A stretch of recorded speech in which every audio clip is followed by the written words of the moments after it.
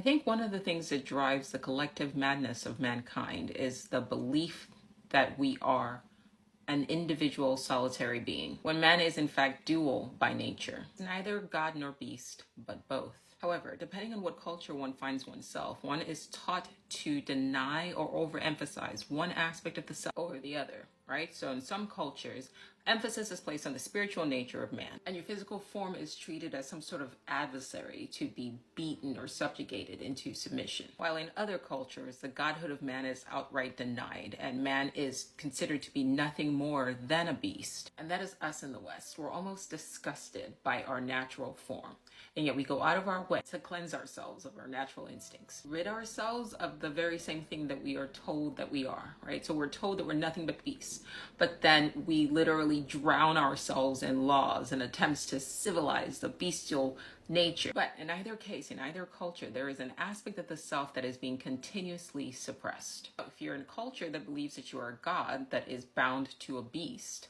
the beast is suppressed. But if you're in a culture that denies your godhood while seeking to civilize the beast, that's almost worse, because both your spiritual and your physical side is being suppressed. But I want to focus on when you suppress the beast, when you suppress your natural instincts. Denying any aspect of yourself is unhealthy. Whatever you resist will persist. Repression is unhealthy. As we're becoming more and more civilized, what you're finding is our society's attempts to control and suppress the things that kind of make us human, right? Our natural instincts, our reactions. Everybody's got to be happy to be in control at every single moment of your life. It's going to cause chaos. Like it's going to trigger this underlying desire to just watch the world burn.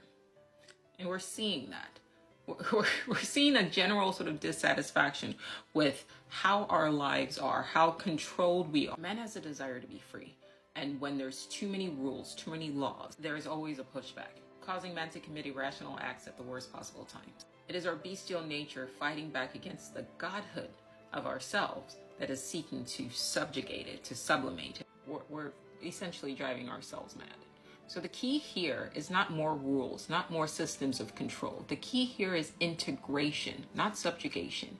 It is recognizing and understanding that there's two aspects to the self, and that you cannot suppress one without expecting it to eventually fight back.